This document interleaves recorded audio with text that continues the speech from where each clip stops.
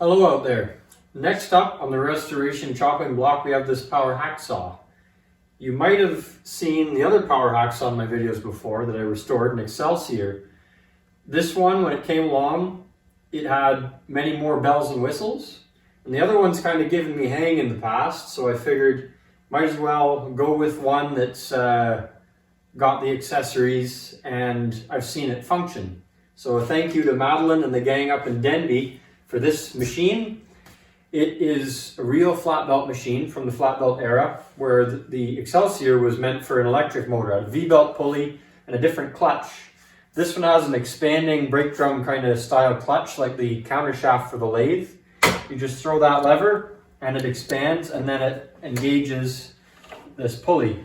It also has an automatic disconnect. The little arm is broken right now for it, but it would hit this series of linkages and that would throw it out once it had cut through the stock. Another improvement, this thing runs on a cam with an idler for the lift, and that idler cam system has a set of ratchets. There's a ratchet on the arm and a ratchet on the lifter, and so you have much more positive engagement to lift on the backstroke and get more life out of your blade. One thing that this doesn't have is an easy angle adjustment, but that's okay. You can just use different triangle blocks to get that angle. And there is a groove in here so you can clamp funky shapes or clamp other things using machine style hold downs. The other thing which is quite cool for a flat belt era machine is it has coolant feed. There's this belt, goes down to a pump. The pump is a little bit janky, but I know it was designed for this because there are another one or two of this same type of machine in the area, and they have the same. So this rear leg is actually a reservoir, and this lip all around, kind of the trough around the saw, is the catch basin, and there are little filtered screens on the back where the coolant returns. This thing did sit outside for a while, and before that it sat in an old shed, an old shop that did saw sharpening and all that type of stuff up in the mountains, or in the bush anyway, and it's covered in an awful thick amount of oil and grime. That's partly good because it's helped to preserve it, but it's going to be a big job to get this thing properly cleaned up. It's almost complete. The only thing that's kind of obviously missing, I said that arm for the automatic disengage is gone. That's no big deal. The weight is also gone. There should be at least one or maybe two weights on top here that change the downforce. No problem, we can figure that out. The arm is broken back here and maybe here at some point, but it seems that it was very heavily welded, so that should be okay as long as I don't drop the machine. I can't foresee it breaking in service. Cross fingers. So let's get at it. I'll start pondering what to do. I guess first we should check if that reservoir is still full of nonsense so it doesn't drain all over the floor and make an explosion. And then I'll slowly start taking it apart, get the old scraper out and scrape the thick dirt off, and then wire wheel and paint, standard procedure for restoration.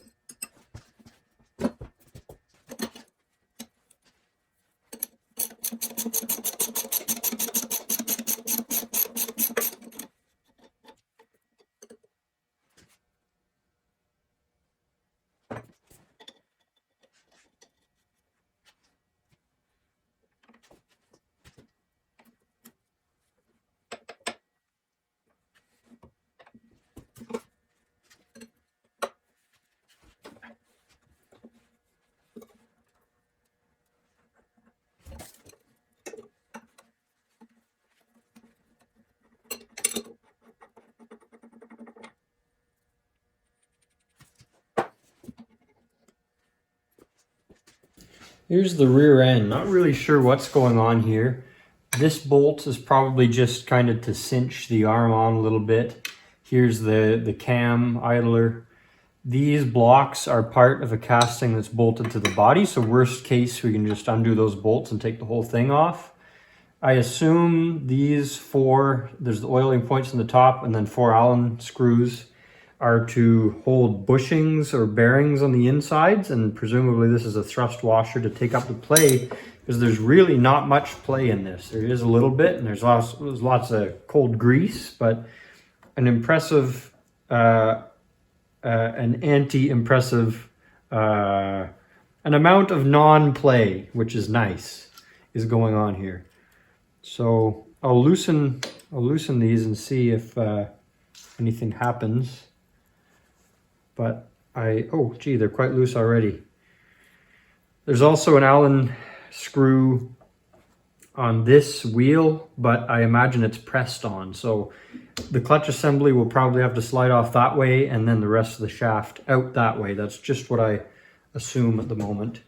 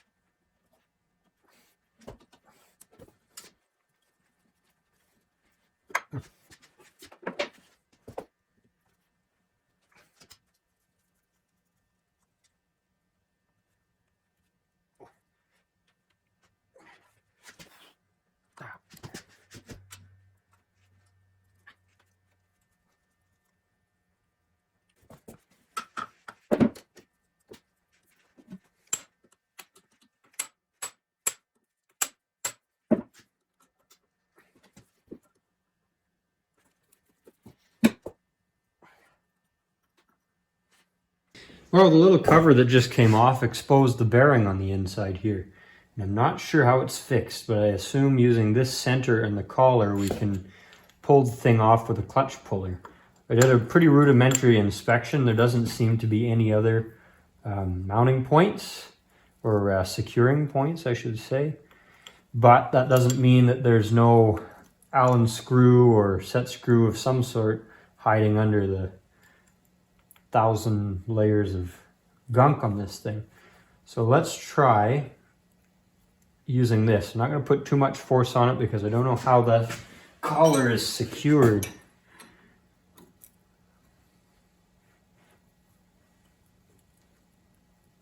Oh, I have to engage it.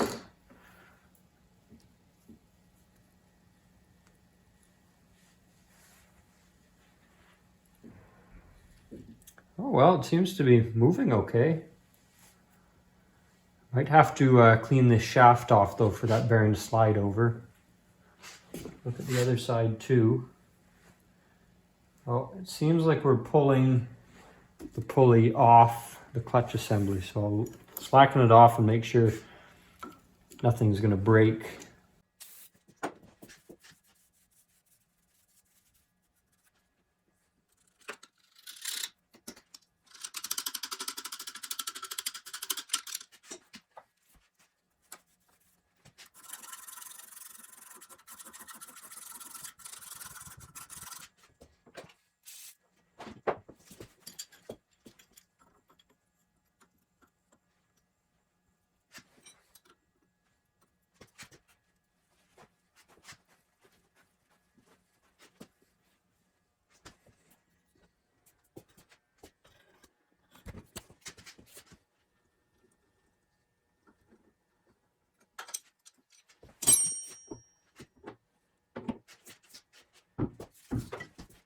I just put together this really super janky puller extension situation here because I figured with the puller on this other side, normally this kind of flywheel, if you will, doesn't get disconnected from the shaft.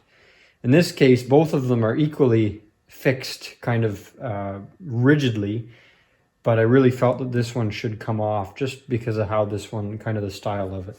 So the puller needed extensions and it's only got 2 jaws. I wasn't comfortable with jawing the 3 to the outside of this because this is a split casting that expands and contracts. So I think any tension anywhere in this region where the clutch engagement expands it is pretty liable to bust it off. So these jaws are going through onto kind of the hub equivalent of this piece.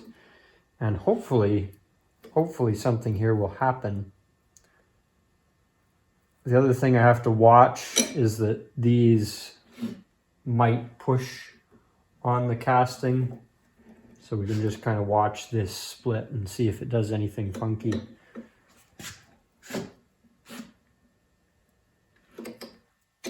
Oof, wants to wander, that's for sure.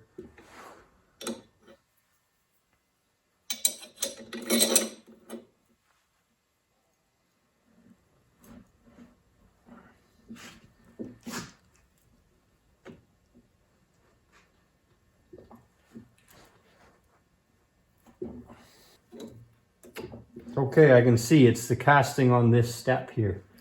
So we're making progress. That's awesome.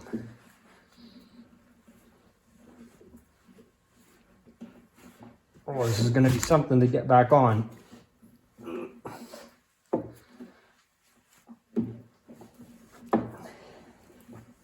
There we go.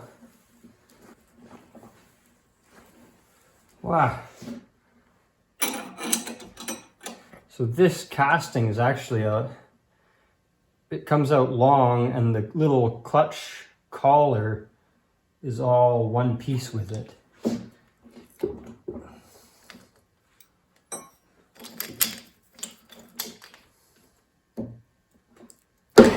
Ah. There we go.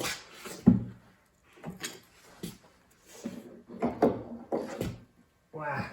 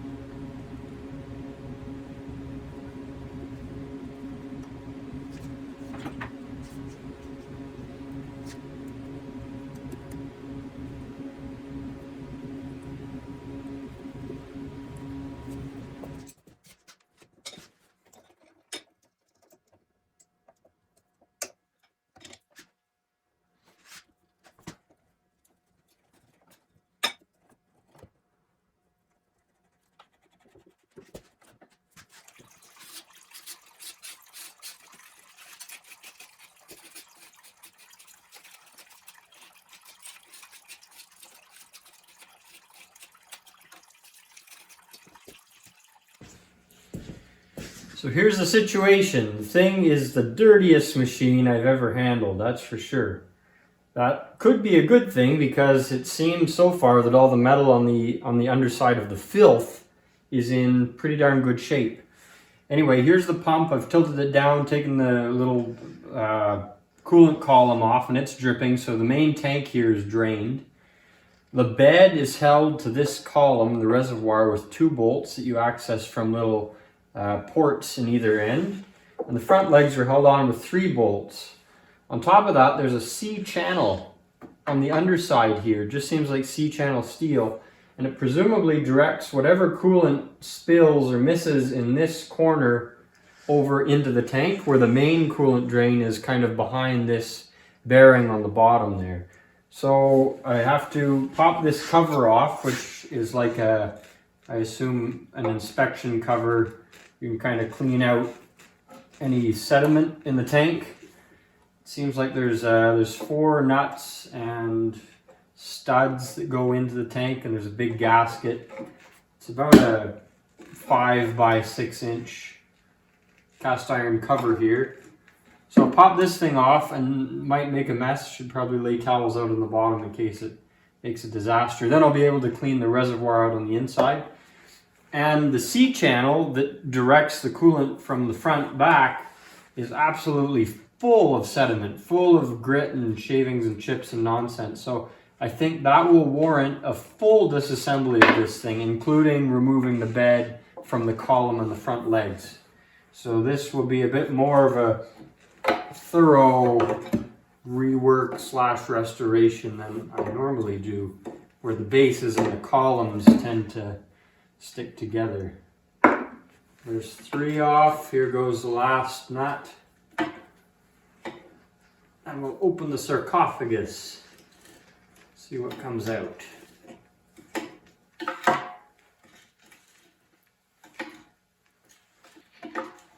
The last one's the most difficult. Might be pulling the stud out on this one.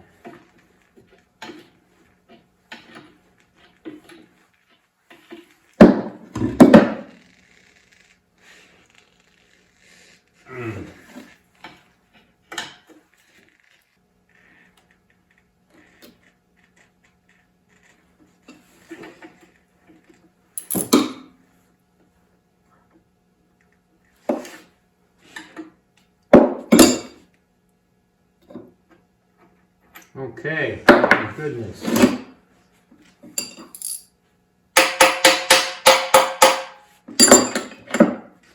Well, I already see liquid dripping out, so that's a good sign.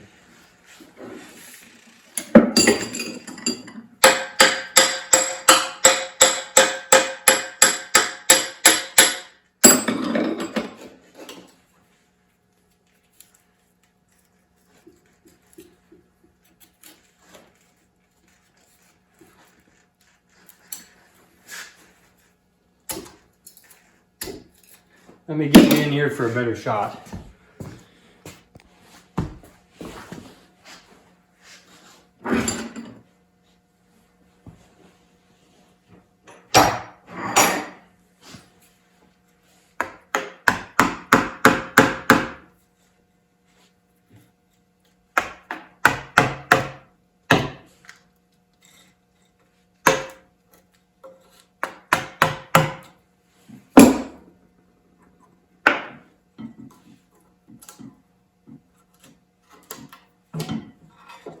There we go.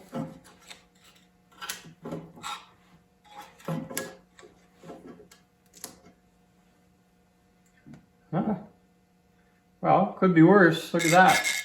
It's pretty well no rust on this surface. That's bare cast. Oh my goodness. Ooh. There's at least one mouse in there. I'll spare you the troubles of seeing that. Oh. Well, I'll have to get that out of there tonight and I'll leave it ferment. Wow. It seems like the, ooh, my goodness. The tank goes about 3 inches below this little barrier wall. So that's presumably all this thick goop and 100 years of mouse decay. Wow. Well, there are our fallen soldiers, and I must say in the bottom it's almost like there's maybe an inch of goop, and then the rest is almost like sand. So I assume a whole bunch of those filings and chips, nonsense and stuff got in there. So that's going to be a heavy duty sediment to get pulled all out. And pop this dried up rubber gasket off. Have to make a new one. Oh, that's all wrecked.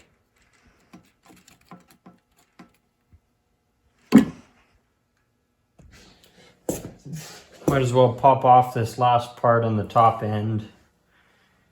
Get it out of the way. Oh, it's got lock washers on it. And then we'll be able to give a good cleaning to the top. My goodness, is there ever a lot of grit. Here is the filth report.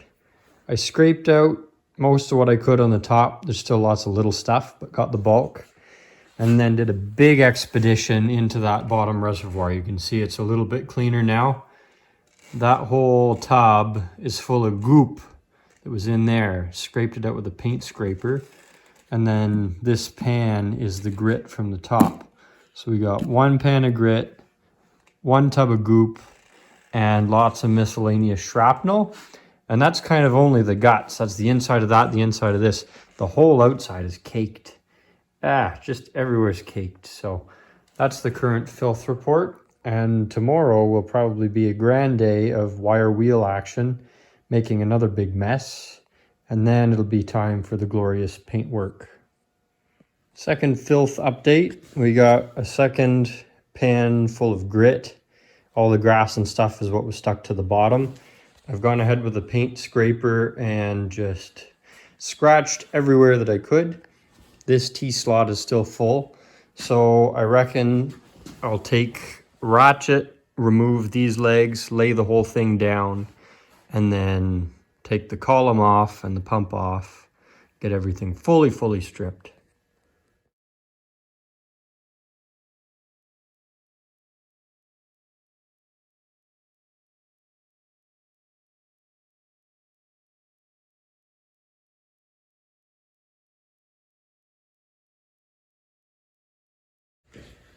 Have a look at this. This is that C-channel trough thing. It's got a chip out of the side. That's no big deal, but look at this disaster. Wow. That's a lot of goop and grit and all the nonsense in the world in there. And the base as well. It's just full little catch basin for nonsense. A pin.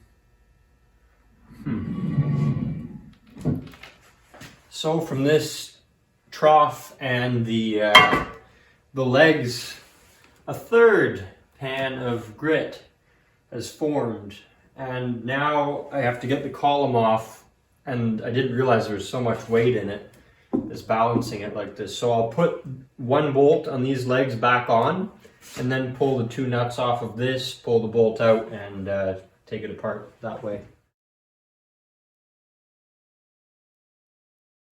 Well, it's snowing out there pretty good. There's the next project, the Rhodes Shaper Slaughter. And this is the situation, all disassembled. You can see from the light brushing here I did that the original color was gray, a light gray. Some exposed on this arm as well here. So it's gonna get a cleanup and it'll be a dark green color. This is the dirty part. Put on all my kit and get the wire wheel going.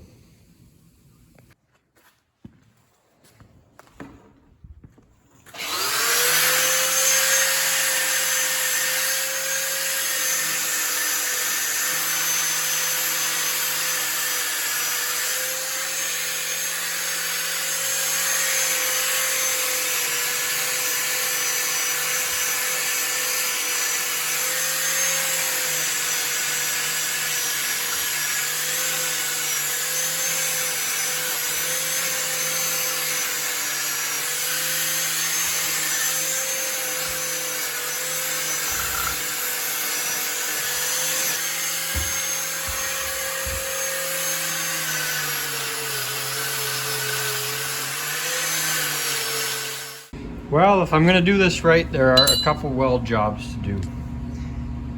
This little system is all exploded. This was just a socket for an arm that would come out, like say an L-shaped arm, and that would be a stop. So you could forward the stock until it hit the stop and cut it off, and then repeat that to get a whole bunch of the same lengths. For some reason it blew out and it's a very strange failure, so I'll cut that off. I have some thick wall pipe here and we'll weld that back in place, cut it, and drill and tap. And then this is the tray for coolant return to the tank, and I'll just cut up a little piece of scrap angle so that it fits, and we'll weld that in place as well using the big old arc welder and some nickel rod.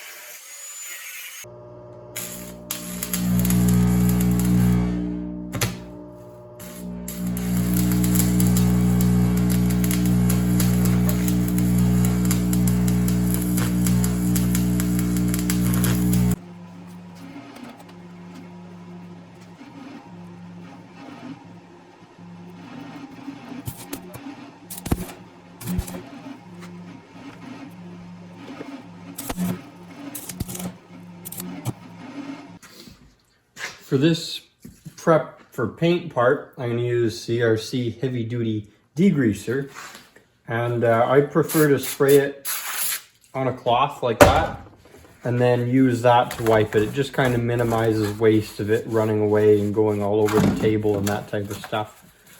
So I'm going to hit everything with this. Look at that. Look at all the filth that was on there. And then give it some time to dry, and then hang it all on hooks and wires and start to spray bomb.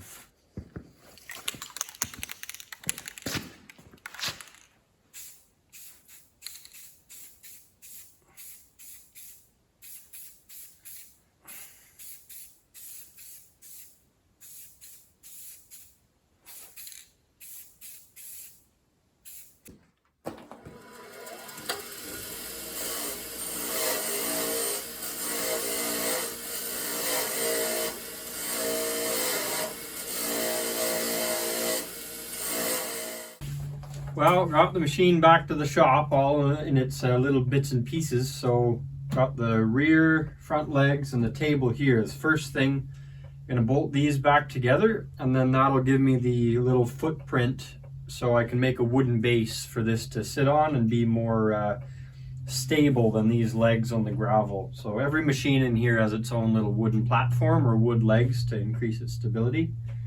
So that's step number one. Have the nuts and bolts and washers right here. 3 bolts on the front and 2 studs on the rear of the table, and the nuts go in through these passages, which I assume are where the mice entered into the reservoir. So you can see the cover's still off. I think I will put this whole thing together now, and we'll fire it up with the belt without the coolant pump on. I don't do high production work, but as time progresses, if I figure it's a benefit, then we'll add the coolant pump. It would be cool to see it work too. But for now, we're gonna focus on getting this thing running, just using the bare bones, all the mechanical elements of it.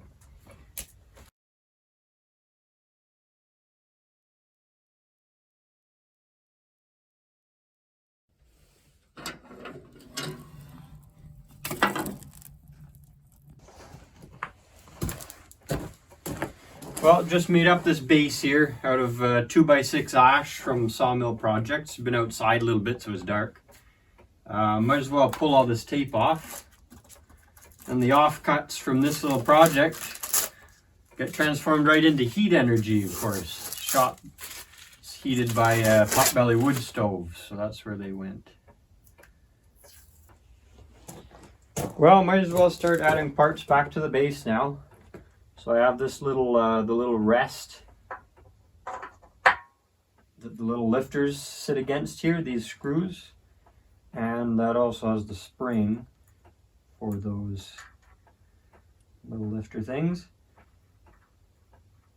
And I can also put on right away the clamp. First, I'm going to oil the heck out of this platform, and even a little bit in the T-slot, because I know as soon as this starts to sit out here and think about itself, it's going to decide to rust pretty quickly. So, good coat of oil. That will go there. This is the screw back, and there's the screw itself.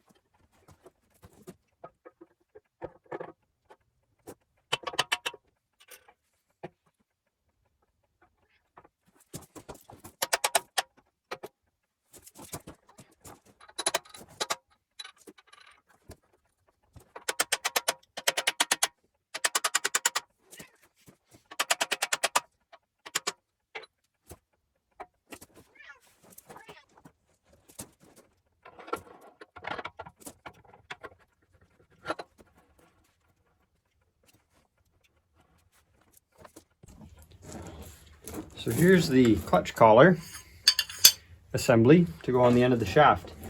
I realized it gave me a lot of trouble to take it off. And just now putting this stuff back together, I realized that at some point the set screw slipped hard and galled the frig out of the shaft here. So I went ahead and took the file and just took off those high spots until they became flush with the rest of the shaft, and gave it a bit of oil. And now when I try to put this collar on, it slides on right away, no problem. So the whole issue of needing the puller and stuff was probably just due to that being so galled up on the inside. I'm almost surprised it's not a little bit tighter, because this is a high force area, but that's okay. I'll just slide it on until I can line it up with the set screw hole right here, and tighten her down and put the pulley on.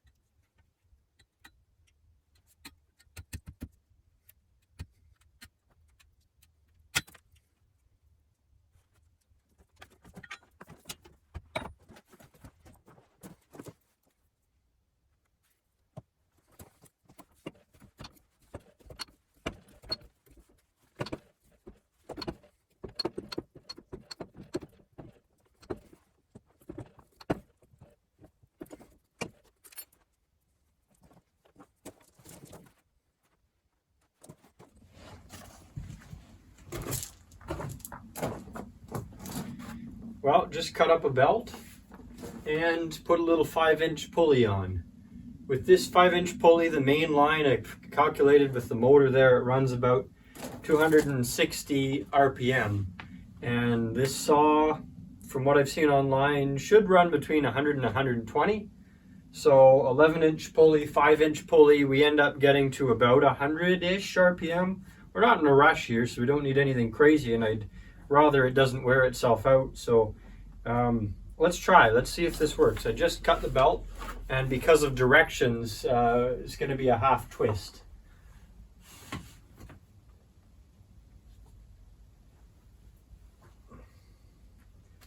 Goes the pin, and I will pop it over the pulley here because of the little wall things it has on it. Oh, no, I won't. I'll pull the pin, flip it, put the pin in. Could have done this the other way around too, done it on the machine, but didn't know if it would be long enough to get over the little sidewalls. But yeah, it would have. Okay, and now roll it onto the pulley. I cut it a 1/2 inch longer than the measure was, so it's pretty good tension in it. Should track over to the middle. Looks like it does. Well, I believe we're ready for a test.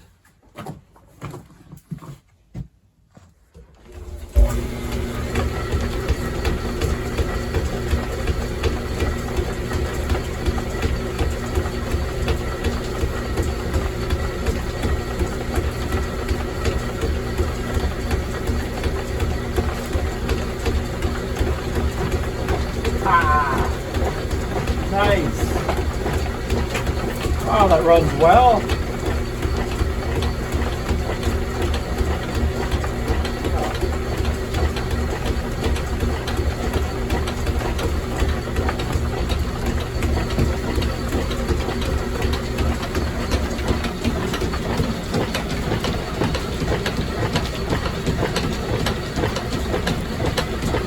Very nice.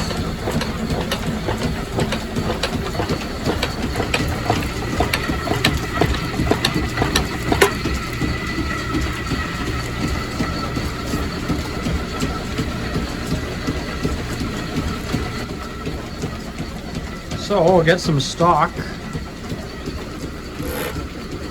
That's really nice too. Depending on where the stroke is, you can just raise it and the ratchets hold it there. So let's try this for fun. Something random. 1/2 inch square, mild steel. Just a little piece.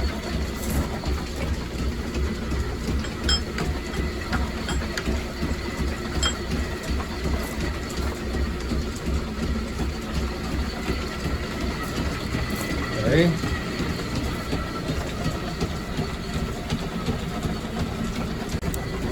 This is a brand new Simon's blade, so new old stock. Hopefully it works well. Put a little dab of oil on it for good measure.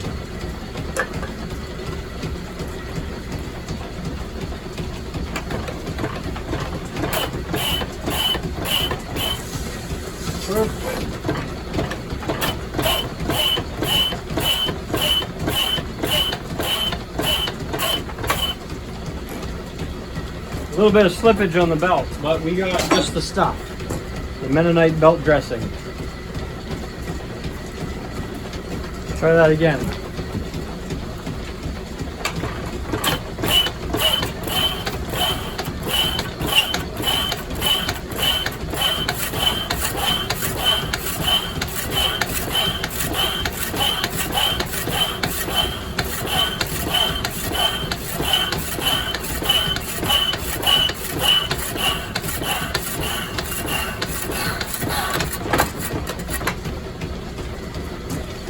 Well, that cut looks nice, and it was much faster than the old Excelsior.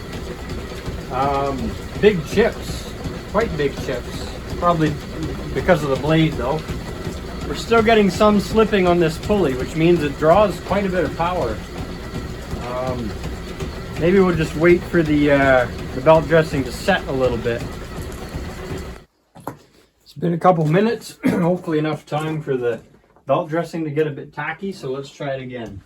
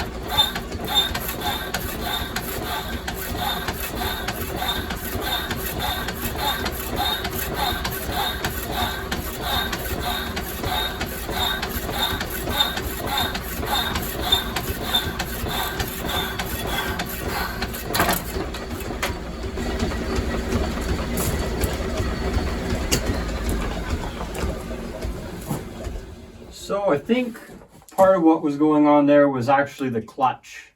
So I need to extend that little bolt out so that it expands a little bit harder inside. And then it was slipping again. And I do notice that the belts it hasn't gotten full tacky tack mode yet. You'll also notice that it doesn't have the auto shut off right now. And that's because, where is it? This is what it looks like. It's an exploded shrapnel. I don't know what was on here, but we do have the linkage, so I'll be able to figure out a part. That'll be in future documentation. For now, I'm pretty happy with this result. I'll tune that so it's running well, and yeah, this thing's come out functionally as expected. So in the future, you can look forward to making that little thing and someday hooking that coolant system back up, because that's a really cool feature. For now, I'll get it dialed in and then we'll put it to work. So hope you enjoyed and have a good one.